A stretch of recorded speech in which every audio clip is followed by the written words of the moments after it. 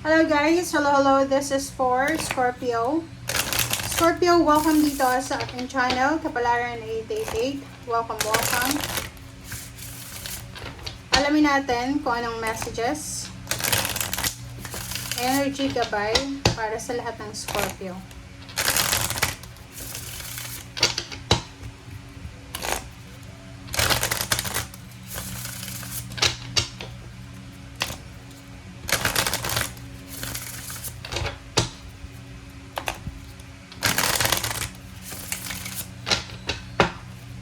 Scorpio, tingnan natin yung second half ng May sa'yo.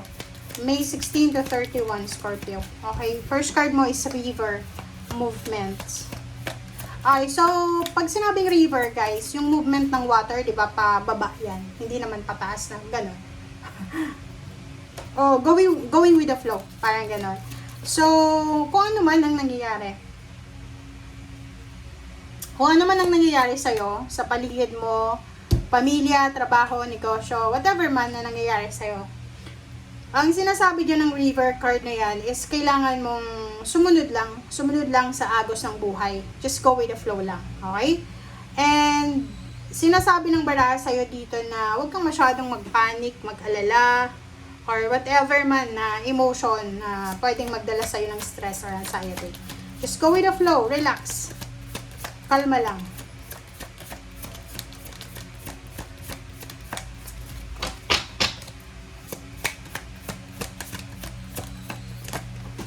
Okay. Crystals, focus. Oh, yun. Sinasabi ng baraha sa'yo, Scorpio, na mag-focus ka lang. Kung may trabaho ka sa ngayon, ibigay mo yung 101% or energy mo para sa trabaho na yan. Kumbaga may mga naiisip kang negative, ganun yan, 'di ba? Pag halimbawa na may problema ka sa bahay, gamitin mo na lang yung inis mo na yan sa pagtatrabaho. Parang ganun. So, just focus. Focus. Okay? Alright. Hey, what's the message from your spiritual help person, guys?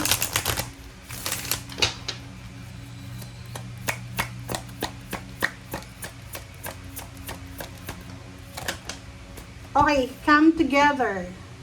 Wow. So, kung makikita mo dito, Scorpio, ang sinasabi ng baraha mo dito na meron ka daw ng mga guides and meron ka mga spiritual helpers. Okay? Na hindi mo syempre alam. Maybe they are your ancestors, yung mga lolo-lola mo, yung mga ninuno mo, or there's someone na gusto kang gabayan.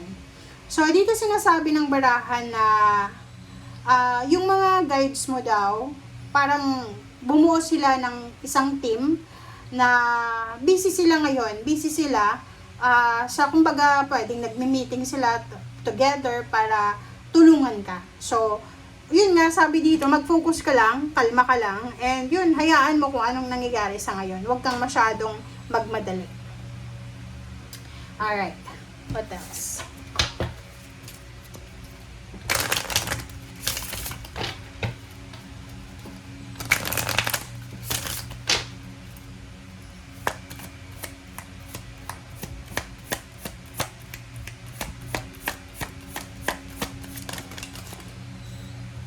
Okay.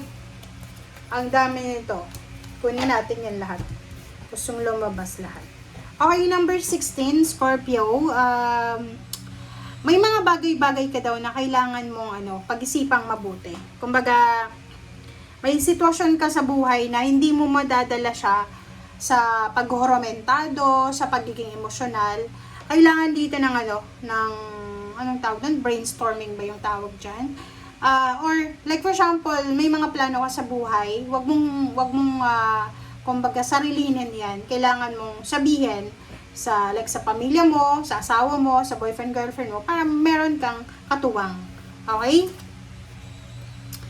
There's a coffin here. So this is 8 of Pentacles. Nakikita ko sa iyo dito na may posibilidad, guys, na mawalan ka ng trabaho. May posibilidad na pwedeng mawala ka. Ang nakikita ko sa'yo dito, pwedeng mawala yung company na pinagtatrabahuhan mo. Pwedeng ilipat ka sa ibang company, parang ganon. Or pwedeng sa factory ka ba kasi pwedeng yung pinagtatrabahuan mo is pwedeng merong muna silang stop muna sila ng production ngayon kasi pwedeng may problema sa kung ano pa man, gasolina, materials, or whatever man. Okay, next is 9. So, love life. If you're single, sinasabi ng baraha sa'yo na posibleng may magkakagusto sa'yo or may nagkakagusto sa'yo. Single ka, or even may mga asawa na kayo, sinasabi ng baraha na pwedeng maraming makakapansin sa'yo, lalo kung babae ka. Number 25-7, pwedeng may mag-offer sa'yo ng kasal, pwedeng may mag-offer sa'yo ng commitment. Okay, so sinasabi ng baraha sa'yo dyan, pag-isipan mo mabuti. Kung single ka, okay lang yan, pero pag-isipan mo pa rin. Nakikita ko sa'yo, kung may problema ka sa ngayon, may mga inaalala ka, nag-aalala ka, nag-worry ka, huwag kang matakot, huwag kang mag-alala. Kailangan mong, isiping mabuti na etong inaalala mo is useless to diba? Minsan yung mga inaalala natin, hindi naman nangyayari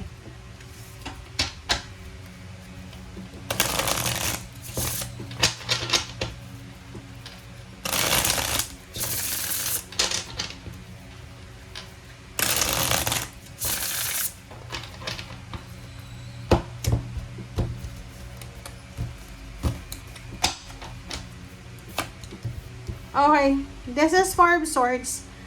Yun, so nakikita ko sir dito na merong mga Scorpio na pwedeng ma-delay muna yung trabaho mo, pwedeng stop muna, so magpapahinga ka. Unexpected bakasyon ang pwedeng mangyari, pagpapahinga.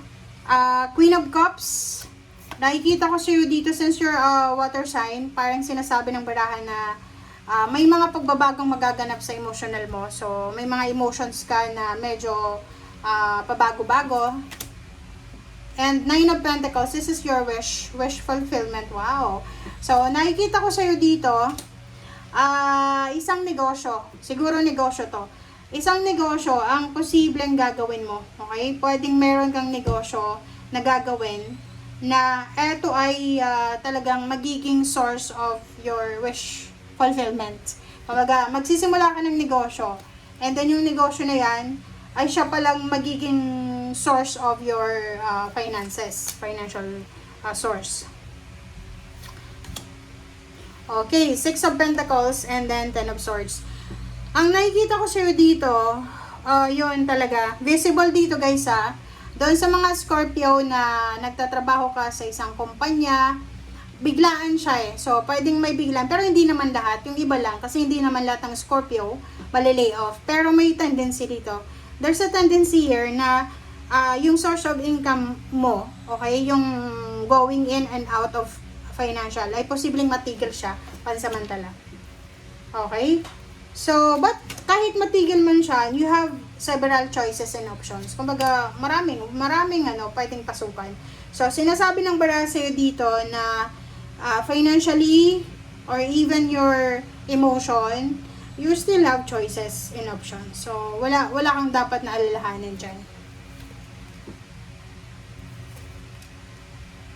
0 the Fool and 8 of Pentacles. Reverse na 7 of Swords. Wow, ang galing na ito Scorpio. Okay, Scorpio, ang nakikita ko sa'yo dito, if you're married or if you're in a relationship na masyado kang silosa, huwag kang masyadong magselos. Wala naman diba? Nakikita mo tong 7 of Swords na yan, na halimbawa may asawa ka, yung asawa mo OFW, or ikaw yung OFW, tapos hindi nasasagot yung message mo on time.